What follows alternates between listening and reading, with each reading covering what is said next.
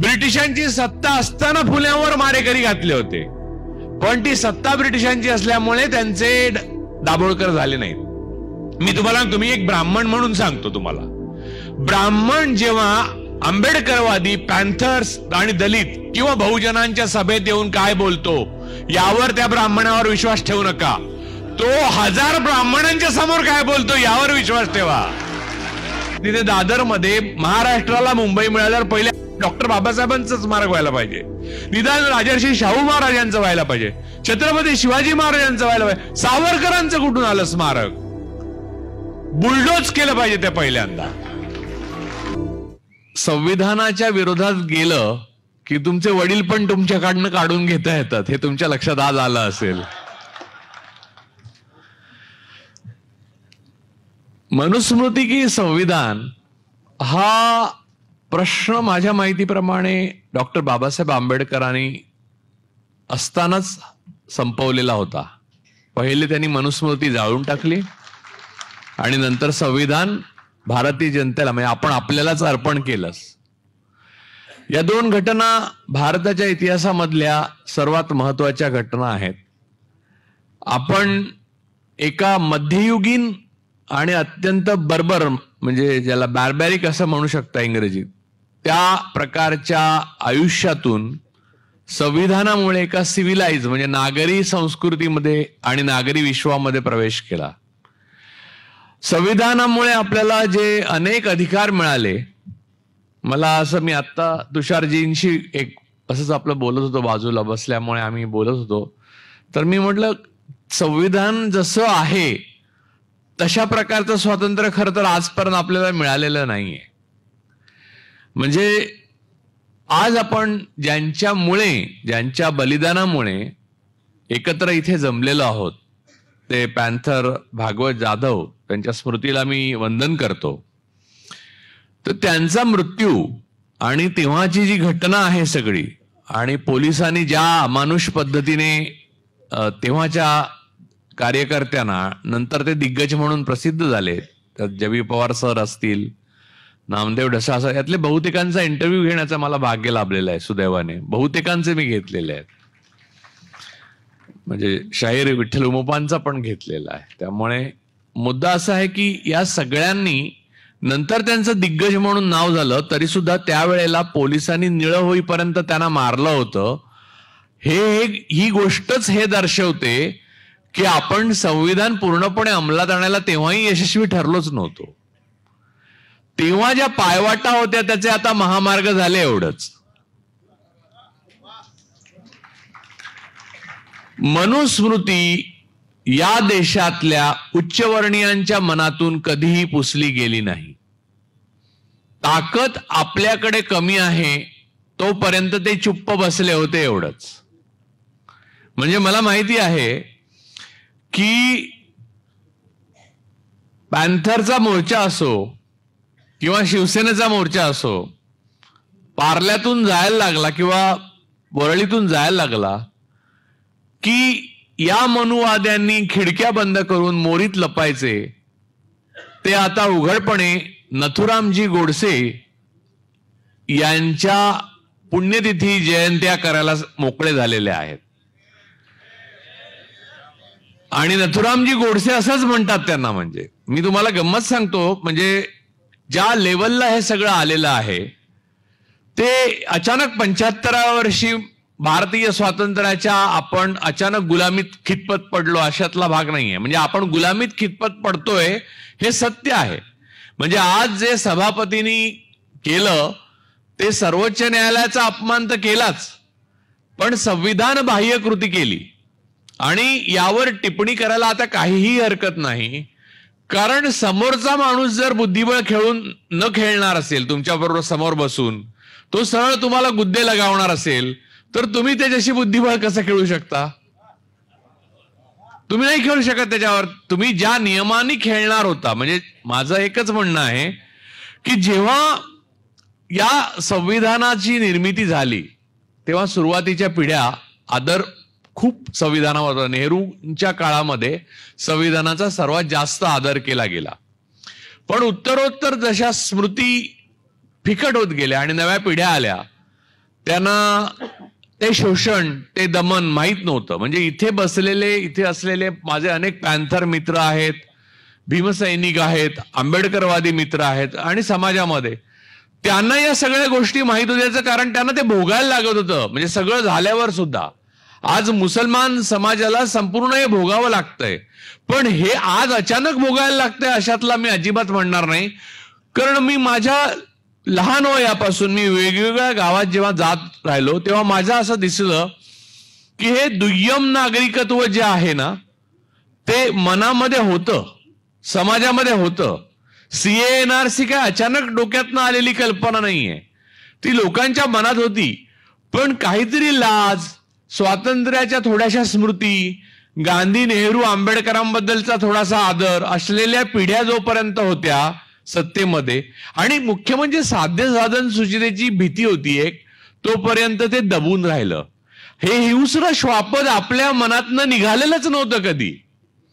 ते मारून टाकण्यात आपण यशस्वी ठरलो होतो. मी परवाची गोष्ट सांगत होतो. म्हणजे आता तुम्ही जे आज आपण बलिदान जे आहे पॅन्थर भागवत जाधव यांचं, तेच कशाला आपण इथे इतकी नावं वाचतो आणि त्या नावांमध्ये भरच पडत राहते, ती कमी होणार नाहीत. आणि हे तर आंबेडकरवादी चळवळीचं आहे. मी मुस्लिम समाजातला, आज उमर खालिद तुरुंगात आहे. तो कोणत्या गुन्ह्यामुळे तुरुंगात आहे हे सुद्धा त्याला माहित नाही. परवा मला कोणीतरी मुलाखतीत विचारलं, तू असा एक बोल, मी काहीतरी कोर्टाच्या निर्णयाबद्दल बोललो तर म्हटलं तू कंटेम्प्ट ऑफ कोर्ट होईल. म्हटलं कंटेम्प्ट ऑफ कोर्ट असण्याकरता कोर्टाला स्वतःच्या गरिमा माहित पाहिजे आधी, पहिली गोष्ट म्हणजे. आज परिस्थिती अशी आहे की मी डावा हात वर करून बोलतोय म्हणून मी डावा आहे आणि म्हणून मी अर्बन नक्सल आहे अशी कथा विणून मला 7-8 वर्ष आतमध्ये टाकण्यात येऊ शकतं. मी सांगतो, परवा मध्ये सोलापूरला आत्ता मी एक त्या सरफराज अहमद नावाचा चांगला कार्यकर्ता आहेत आणि विचारवंत पण आहेत, त्यांनी पुस्तकं लिहिलीत. राम पुनियानी, डॉक्टर राम पुनियानी आणि मी दोघे गेलेलो. राम पुनियानी सरांचं एक पुस्तकाचं प्रकाशन माझ्या हस्ते आलं आणि सरफराजच्या पुस्तकाचं झालं. तेव्हा मी भाषण करण्याच्या अगोदर मी आणि राम पुनियानी बसलेलो असं आतमध्ये, असं आम्ही असं बसलो. अचानक खूप पोलीस आले. त्या दिवशी काय झालं होतं, विषय याच साधारणपणे संविधानासंबंधित होता. तर आणि मुख्य मुद्दा असा की या संविधानावर सत्ता पक्ष म्हणजे भाजप आणि राष्ट्रीय स्वयंसेवक संघाने संक्रांत आणली वगैरे असं काहीतरी त्याच्यात होतं. त्या विषयाच्या नावातच होतं ते. तर सकाळी आदल्या दिवशी अनेक अभाविपची मुलं, तरुण भगव्या टोप्या घालून पोलीस स्टेशनला गेले आणि त्यांनी तक्रार केली आणि सांगितलं आम्ही सभा उधळून लावू. त्यामुळे वातावरण तंग वगैरे होतं. मी गेलो तेव्हा प्रचंड मोठ्या प्रमाणात पोलीस हजर होते आणि त्यांनी अतिशय चांगल्या पद्धतीने काम करून ती सभा अत्यंत चांगल्या आणि शांतपणे पार पडायला मदत केली. परंतु मला सांगण्याचा हेतु, मी त्यांचं त्याच्यासाठी आभार पण मानले त्या भाषणामध्ये. मुद्दा तो नाहीये. मुद्दा मी आणि राम पुनियाजी जी बसलो होतो तिथे विदाऊट युनिफॉर्म जे पोलीस दलातले जे असतात ते आले आमच्याकडे आणि नम्रपणे म्हणाले की हे 2 फॉर्म आहेत, त्याच्यावर फक्त तुम्ही दोघे जण सह्या करा. तर पुनियानी सरांनी माझ्याकडे बघितलं की काय करायचं आपण म्हणून. तर मी म्हटलं थांबा जरा. तर त्याच्यात मी जातीय विद्वेष फैलावणार नाही, मी दंगल भडकवणार नाही, अशा प्रकारची काय काय कलमं लिहिलेली होती आणि त्याच्या खाली आम्ही सह्या करायच्या होत्या. म्हणजे ज्यांनी हे सगळं करून सत्तेत येऊन बसले त्यांनी ही कलमं लिहून आम्ही ते शांत करायला आलोय, तर त्यांना ते भडकवणार नाही अशी सही घ्यायला निघाले होते, अर्थात व्यवस्थेच्या मार्फत. तर मी पोलिसांना म्हणालो की सर असं आहे की मी समजू शकतो हे तुमचं काम आहे, तुम्हाला सोपवलेलं आहे, पण तुम्ही जरी मला अरेस्ट केली आणि मला अनंत काळ तुरुंगात ठेवलं किंवा काही केलं, काही या म्हणजे ज्या लोकांनी धमकी दिली त्यांनी गोळ्या जरी घातल्या, तर याच्यावर मी सही करणार नाही. याचं मुख्य कारण असं आहे की मी जी काल्पनिक गुन्हा करणार आहे त्याच्यासाठी आधी मला दोषी तुम्ही धरूच शकत नाही. म्हणजे त्याच्यात तुम्ही ऍड करा, नाही तर मी दरोडा घालणार नाही, मी बलात्कार करणार नाही, असं भरपूर ऍड करा आणि प्रत्येकाकडनं सही घ्या. आणि दुसरी गोष्ट, सोलापूरमध्ये म्हटलं शरद पोंक्षे येऊन नथुराम गोडसेवर नाटक करतो तेव्हा तुम्ही ही सही घेतली होती का? नाही म्हणले. तुम्हाला तुमच्या वरिष्ठांनी सांगितलं नाही का? तर नाही म्हणाले. म्हटलं गृहमंत्र्यांना मी फोन करू का? ते म्हणले एवढ्या वरच्या लेवलला बोलण्याची गरज नाहीये. मग म्हटलं तुम्हाला जे हवं ते लिहा त्याच्यावर आणि तुम्ही हे घेऊन जा. तर राम पुनियाजी पण म्हणाले की राजू जो बोल रहे हैं वो भी मैं भी वही करूंगा, नहीं लिखूंगा. मग त्या फॉर्मवर पोलीस अधिकाऱ्यांनी जे लिहिलं की या दोन्ही यांनी राम पुनिया आणि राजू पुरोळेकरांनी या सही करायला नकार दिली. म्हटलं काहीतरी कायदेभंग वगैरे आपल्या हातून होत असेल तर त्या मानाने गांधीजींचा थोडासा अनुयायी आपण आहोत असं मानता येईल. तो काय कायदेभंग नाहीये, मुळात तो कायदाच नाहीये, म्हणजे अशा प्रकारे आधीचाही घेण्याचा. पण संविधानाने मला हा अधिकार दिला होता. लक्षात ठेवा, मनुस्मृती असती आणि सेंगोल घेऊन राजा जर असता कोणता तरी, तर राजाचा हुकूम आहे, सही करायला पाहिजे.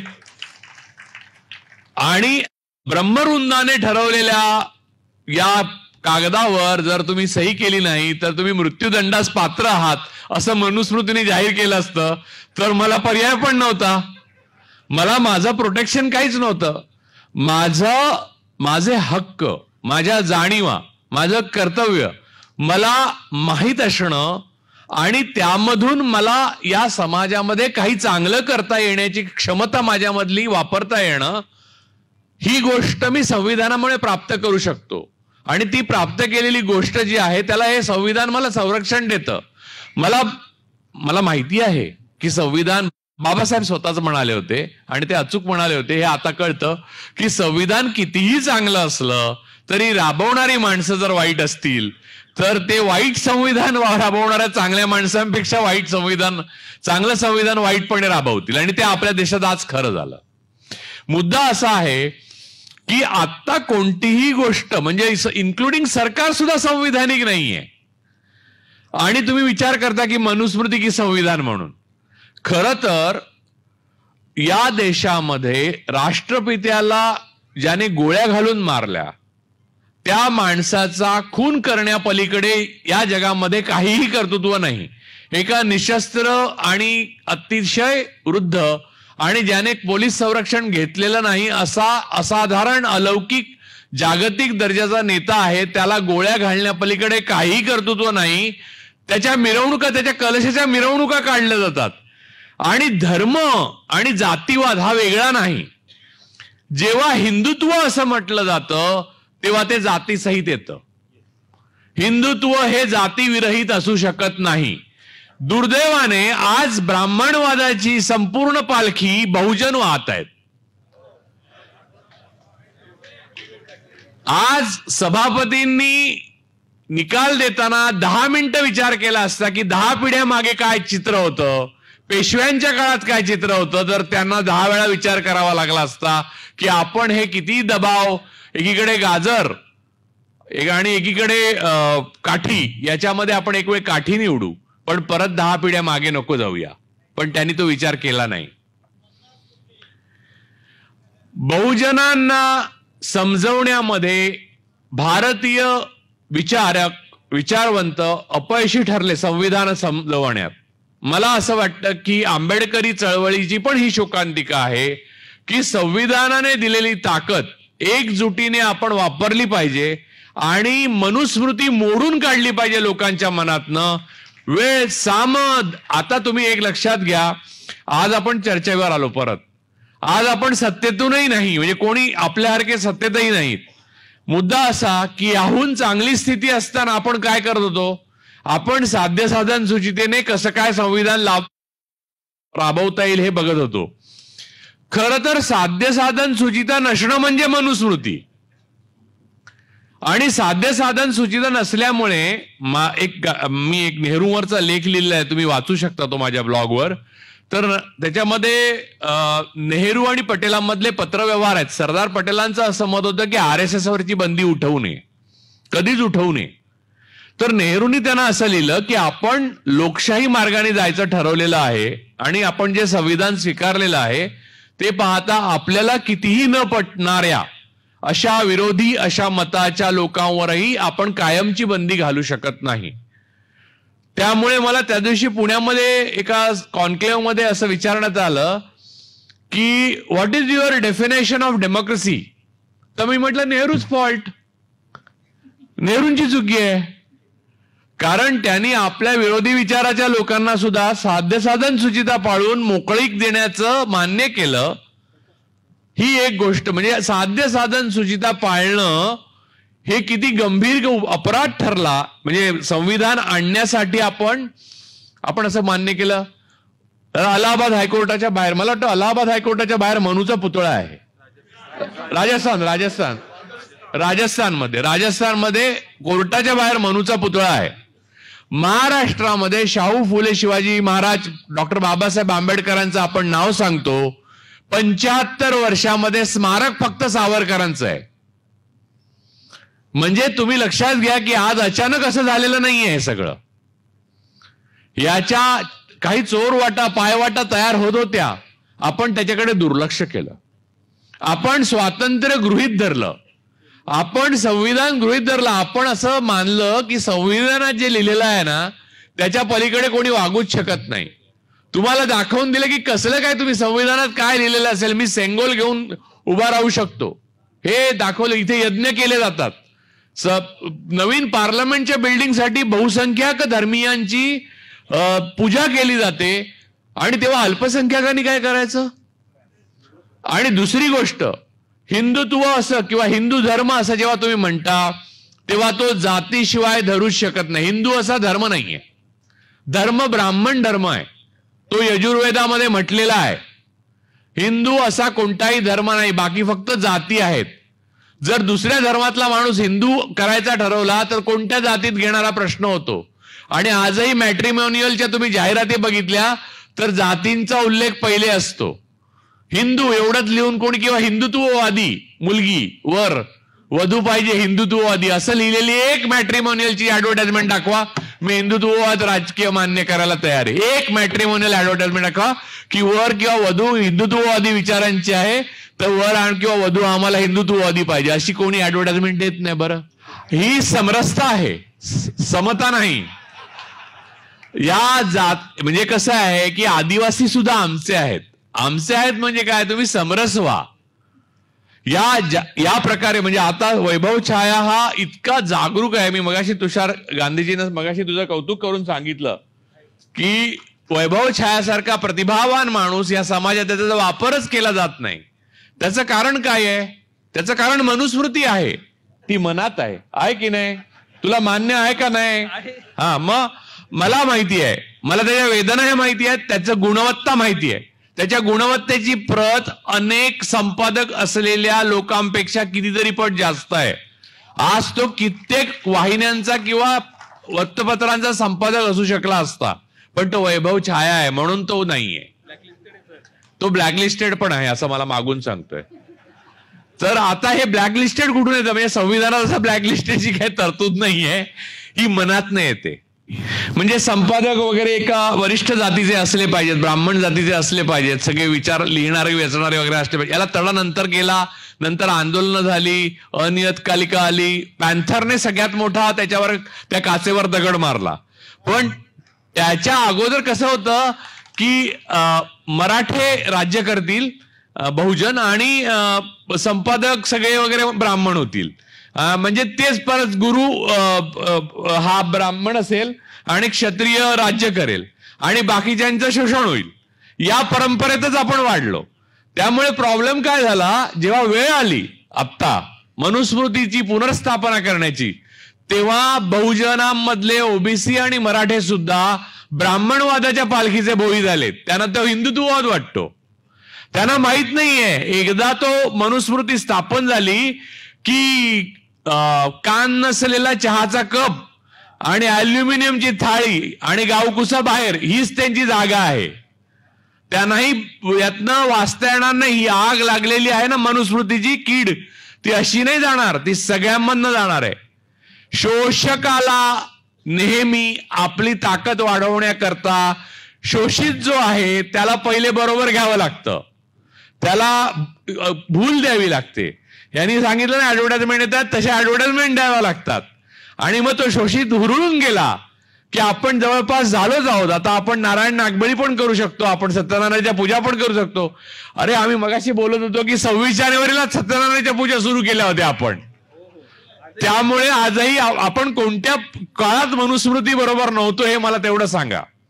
आणि कोणतं संविधान आणि कोणती मनुस्मृती आहे याचा भेद करण्याची क्षमता माणसांमध्ये आपण उभीच केली नाही. मला वाटतं की सावरकरांचं स्मारक आहे तिथे दादरमध्ये महाराष्ट्राला मुंबई मिळाल्यावर पहिले डॉक्टर बाबासाहेबांचं स्मारक व्हायला पाहिजे, निदान राजर्षी शाहू महाराजांचं व्हायला पाहिजे, छत्रपती शिवाजी महाराजांचं व्हायला पाहिजे. सावरकरांचं कुठून आलं स्मारक? बुलडोज केलं पाहिजे ते पहिल्यांदा.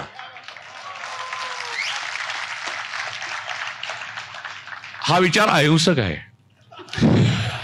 मी स्मारकाबद्दल बोलतोय, लोकांच्या घरांबद्दल नाही. कारण 1600 घरं बुलडोज केली जातात एका दिवसात, लोकांची दुकानं उद्ध्वस्त बुलडोज केली जातात, जेसीबी लावली जाते. ही जर परंपरा असेल तर हे चक्र जेव्हा फिरेल तेव्हा ती परंपरा या कारणामुळे चालू राहील की अशी स्मारक आहेत ती बुलडोज केली जातील, त्याच्यावरनं जेसीबी फिरवली जाईल. मूळ मुद्दा हा आहे की आपली प्रतीकं, आपली स्मारक, आपले विचार, आपले लोक आपल्या बरोबर काम करणे. तुम्ही बघितलं घेट्टो करून राहतात प्रत्येक. तुम्ही बघा सगळे संपादक, तुम्ही संपादकांची नावं बघा किती 60च्या दशकात 70च्या दशकात 80. म्हणजे जर टेक्नॉलॉजी रेव्होल्युशन म्हणजे राजीव गांधीने आणली नसती तर संविधानिक स्वातंत्र्य बरंच आपल्याला मिळालंच नसतं.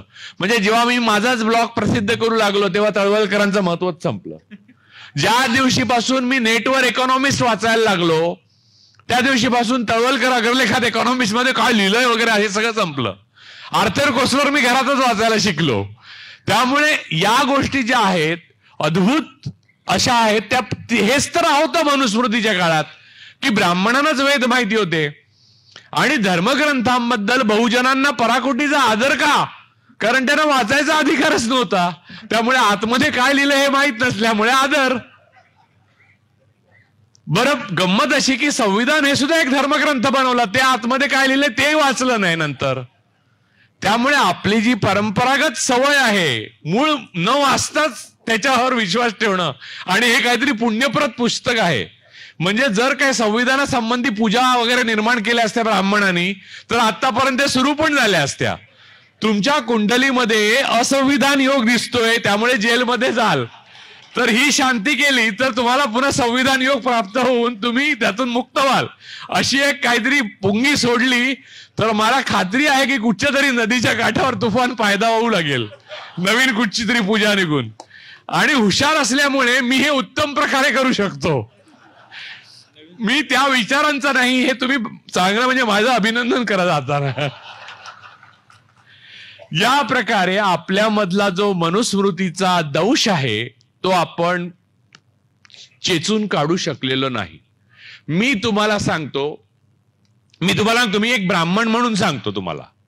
ब्राह्मण जेव्हा आंबेडकरवादी, पॅन्थर्स आणि दलित किंवा बहुजनांच्या सभेत येऊन काय बोलतो यावर त्या ब्राह्मणावर विश्वास ठेवू नका. तो 1000 ब्राह्मणांच्या समोर काय बोलतो यावर विश्वास ठेवा.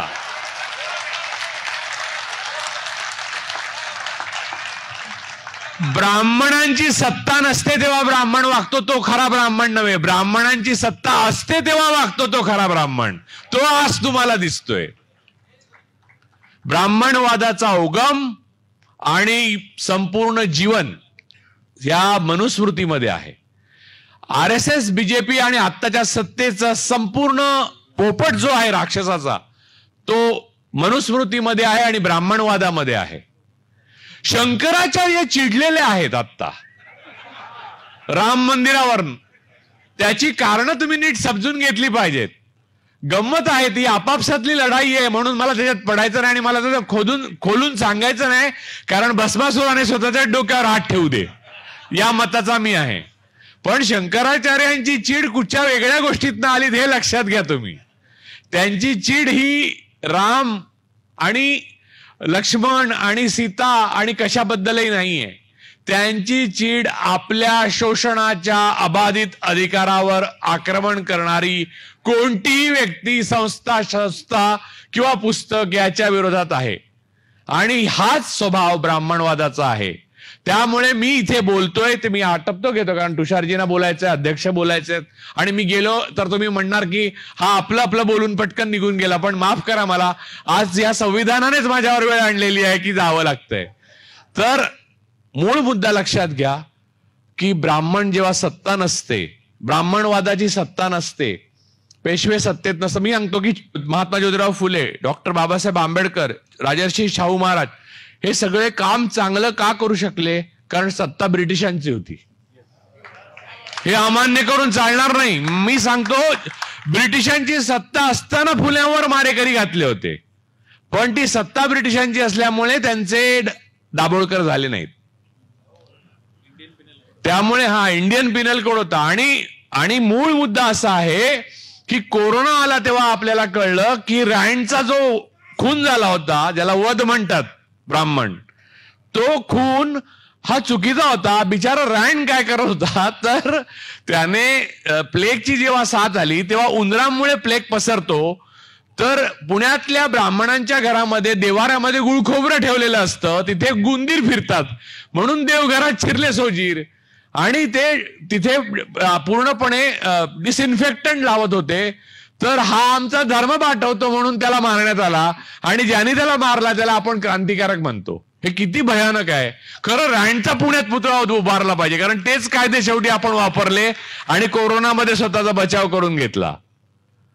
त्यामुळे आपण एक अत्यंत गतानुगतिक मध्ययुगीन संस्कृतीचे पाईक आहोत, आणि आपल्यामध्ये कोणीही ब्राह्मणवादाचं कुंपण आज तगायत ओलांडू शकलेलं नाही, जे डॉक्टर बाबासाहेब आंबेडकर ओलांडू शकले, ज्योतिराव फुले ओलांडू शकले, छत्रपती शिवाजी महाराज ओलांडू शकले. पण गागा भट्टाने महाराजांचा राज्याभिषेक केल्यावर सांगितलं की तू सर्वांचा राजा आहेस पण आमचा नाहीस, म्हणजे ब्राह्मणांचा नाही.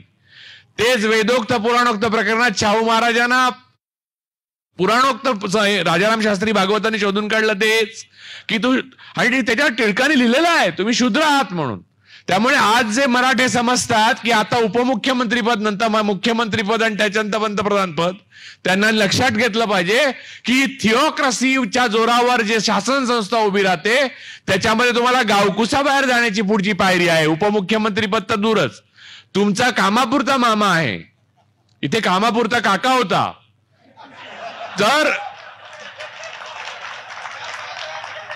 तर मूळ मुद्दा असा आहे की मनुस्मृती ही मनातनं मारली पाहिजे, आणि ती पहिले आपल्या मारली पाहिजे. आणि ब्राह्मणावर जोपर्यंत ते ब्राह्मण बहुमतात असताना सुद्धा त्यांच्या विरुद्ध बोलत नाहीत तोपर्यंत विश्वास ठेवू नका. मला अनेक जण सांगतात ज्योतिराव फुल्यांबरोबर ब्राह्मण होते, मग डॉक्टर बाबासाहेब आंबेडकरांबरोबर ब्राह्मण होते, मग इथे ब्राह्मण होते, आणि मग तुम्ही असं कसं मानता? मी म्हणतो की ते बलवान होते, म्हणजे महाराजांसमोर ब्राह्मणांनी हुशारी केली तर त्यांची मुंडकी झाटली असती, त्यामुळे ते त्यांच्या बरोबर होते. डॉक्टर बाबासाहेब आंबेडकरांचं ज्ञान आणि ब्रिटिशांची सत्ता याचं जे कॉम्बिनेशन होतं त्याच्यामध्ये ब्राह्मणांना काही सांगायला वाव नव्हता. डॉक्टर बाबासाहेब आंबेडकरांनी आणि त्यांच्या पूर्वसुरींनी, म्हणजे ज्योतिराव फुले असो, मी ज्यांची नाव राजर्षी शाहू महाराज असो, सयाजीराव गायकवाड असो, या सगळ्यांनी जी आपल्याला शिकवण दिली आहे ती आपल्या मनामध्ये बाणवा. आणि साध्य साधन सुचिता न पाळणाऱ्या शत्रू बरोबर लढताना साध्य साधन सुचिता कुचकामी असते, हेही लक्षात ठेवा. कारण साध्य साधन सुचिता पाळायचीच नाही समोरच्याने ठरवली म्हणजे आज निर्णयच दिला सभापतींनी की नाहीच, तुम्ही हे तुमचे बाळासाहेब वडीलच नाही. अरे पण माझेच वडील आहेत बाळासाहेब. नाही, मी सांगतोय ना, मी सभापती आहे ना, नाही आहेत तुमचे वडील, यांचे आहेत. त्यानंतर तुम्ही करणार काय? म्हणजे जर तुम्ही उंट तिरपा जातो तर माझा उंट 2.5 घरं जातो असं मी सांगितलं, कारण माझ्याकडे सत्ता आहे. चल आजपासून 2.5 घरं, आजपासून उंट 2.5 घरं जाईल. तर मग तुम्ही काय करणार सांगा मला? कोणती साध्य साधन सुचिता? या भ्रमात राहू नका. ब्राह्मणवाद नेहमीच कोणत्याही साध्य साधन सुचिता विना खेळत आलेला आहे. आणि इथे जर फॅसिस्ट आणि ब्राह्मणिझम यांचं कॉम्बिनेशन आहे, दिस इज डेडली कॉम्बिनेशन. जे रोम ऊन आलेलं आहे, रोम आणि राम मधला फरक सांगतो मी. 1000दा बोललेलो आहे, तुम्हाला मला कदाचित माहिती असेल किंवा कंटाळेल ते सांगतो आणि मी संपवतो. सर डॉक्टर मुंजे रोमला गेलेले, त्यांना मुसोलिनीनी फॅसिस्टा अकॅडमीमध्ये घेऊन गेले. मुसोलिनीचं ते धन्य बेल्ट घालणं, काळे ब्लॅक शर्ट युनियन, बूट चकचकीत आणि ते कडक सॅल्यूट करत फिरणारी मुलं वगैरे बघून त्यांच्या डोक्यात हे घेतलं की हे आणलं पाहिजे आपल्या लोकांसाठी, तर मग आपलं पक्क म्हणजे पुढचं भवितव्य पक्क होईल. आता ब्रिटिशांची लफडं नाही करायचं. ब्रिटिशांना सहकार्य करायचं. तुम्हाला सांगतो की श्यामाप्रसाद मुखर्जींनी 42च्या चलेजाव आंदोलनाचा कसा बंदोबस्त करावा यावर पत्र लिहिलेली आहेत. त्यामुळे आणि त्यांनी जिनांबरोबर हे पण केलेलं आहे. बंगालमध्ये गव्हर्नमेंट शेअर केलेलं आहे ज्यात काँग्रेस पडली नव्हती. अशी मी 50 उदाहरणं देईन, ते जाऊ दे. तर मुंजे सगळं रोमहून शिकून आले आणि त्यांनी हेडगेवार आणि मुंजे हे मूळ गुरु म्हणजे हिंदू महासभेचे. आणि मग त्यांनी राष्ट्रीय सहकार संघाच्या स्थापनेत हा बेल्ट म्हणजे काफ लेदर असतं त्या बेल्टमध्ये. बेल्ट हा भारतीय नाहीये, हा रोमचा आहे, रोमचा. बूट ही भारतीय संस्कृती नाहीये. श्रीराम भगवान श्रीराम काय बूट घालत नसत ना बेल्ट लावत. त्यामुळे हे जे सगळं आहे ते रोमहून आलं. बरं, रामांचं काय म्हणायचं तर रामांच्या वडिलांची इच्छा होती त्यांनी राजा बनावं. म्हणजे पूर्वीचा सत्ताधीश होता त्याला त्यांना बनवायचं होतं. जनता रडत होती की तुम्ही सत्ताधीश बना. म्हणजे 543 जागा रामांकडे होत्या. भरत सांगत होता रामा तूच बस गादीवर. म्हणजे विरोधी पक्ष पण त्यांच्या बाजूचा होता. तरी रामाने ते सत्ता त्याग केला. जसं ज्या दिवशी स्वातंत्र्य मिळालं तेव्हा गांधीजी नौखालीत निघून गेले. जसं सोनिया गांधींकडे सत्ता आली तेव्हा ग्रामसेवक पद कोण सोडत नाही. त्यांनी आपली सत्ता लोक आक्षेप घेतील म्हणून सोडली आणि मनमोहन सिंगांकडे दिली. तेव्हा लक्षात घ्या राम कोणाकडे आणि रोम कोणाकडे आहे आणि कोण काय सांगतं. तुम्ही प्रचाराला बळी कसे पडता असल्या. तर माझं एवढंच म्हणणं आहे की आपल्या आतला दिवा जागा ठेवा. आता वेळ आहे. आता शिकायची वेळ संपली. आता संघटित होऊन संघर्ष करण्याची वेळ आहे. कारण शिकायच्या वेळेत तुम्ही संघटित नाही झाला आणि संघर्षही नाही केला. म्हणजे जो काही केला तो दिसतो हा बलिदान, त्यामुळे आपण इथे उभे आहोत. पण तुमच्या व्यतिरिक्त फार थोड्या लोकांनी संघर्ष केला. माझं एवढंच म्हणणं आहे. आज भागवत जाधवांच्या स्मृतिदिनानिमित्त आपण इथे सगळे जमलेलो आहोत.